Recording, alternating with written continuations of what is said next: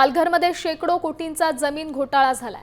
तलासरीमधील काळजळी सहकारी सामुदायिक शेती संस्थेची 55 एकरची जमीन कवडीमोल भावाने विकण्यात आली आहे। 2022च्या सरकारी बाजार मूल्यानुसार 7 कोटींची ही जमीन केवळ 70 लाखांना विकण्यात आली आहे। या प्रकरणी संस्था संचालकांसह तत्कालीन निबंधकांवर गुन्हा दाखल करण्यासाठी सहाय्यक निबंधकांनी पालघर पोलिसांना पत्र लिहिले आहे। तर गुन्हा दाखल न झाल्यास मनसे स्टाईलने आंदोलन करणार असा थेट इशाराच मनसेने दिलाय।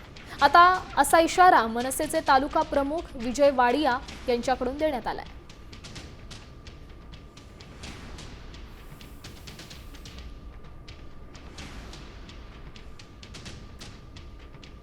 तर आपण पाहू शकतोय पालघरमध्ये कोट्यावधींचा जमीन घोटाळा समोर आलेला आहे। 7 कोटींच्या जमिनीची विक्री ही केवळ 70 लाखांमध्ये झाली आहे। त्या संदर्भातले कागदपत्र सध्या समोर आलेत।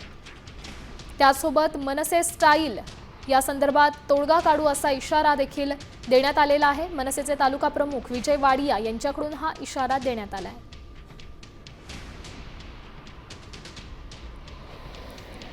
आंदोलन करण्याचा हा इशारा आहे। त्यासोबत निबंधकांवर देखील कारवाई होण्याचे चिन्ह आहेत। पालघरमध्ये शेकडो कोटींच्या जमिनीचा हा घोटाळा समोर आलेला आहे।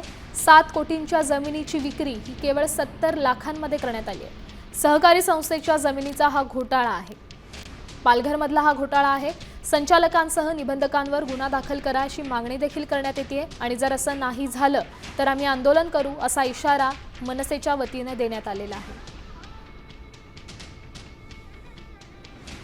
हा इशारा मनसेचे तालुका प्रमुख विजय वाडिया यांच्याकडून देण्यात आलाय। संचालकांसह निबंधकांवर देखील कारवाई करा अशी मागणी सध्या या घोटाळ्यानंतर करण्यात येते। पालघरमध्ये कोट्यावधींचा जमीन घोटाळा सध्या उघडकीस आलेला आहे। आपण पाहू शकतो सरकारी संस्थेचा हा जमीन घोटाळा आहे, कारण 7 कोटींची जमीन केवळ 70 लाखांनाच विकण्यात आली आहे आणि या प्रकरणी संस्था संचालकांसह तत्कालीन निबंधकांवर गुन्हा दाखल करण्याची मागणी केली जाते।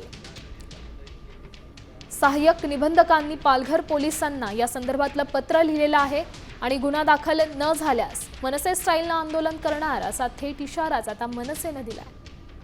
मनसेचे तालुका प्रमुख विजय वाडिया यांच्याकडून हा इशारा देण्यात आला।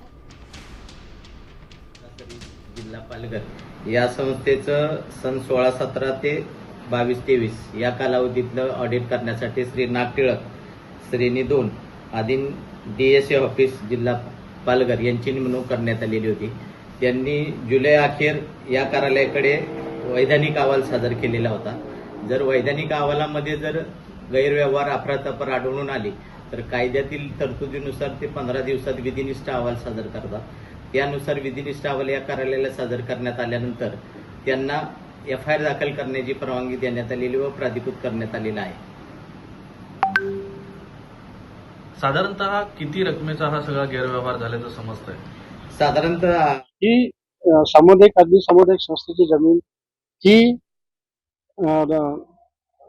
फक्त 70 लाखाला विकली गेली आणि परंतु ह्याच्यात विकली असताना ह्याच्याकडे कुठलेही शासनाचा पाठपुरावा न केलेला नाही, कुठलीही परवानगी घेतलेली नाही आणि ही जमीन 70 लाखाला विकली गेली आणि विकली तर विकलीच, परंतु त्या संस्थेकडे नया रुपयाही ह्या संस्थेकडे त्यांच्याकडे शिल्लक ठेवलेला नाही, तोही त्यांच्या खात्यामध्ये ट्रान्सफर केला।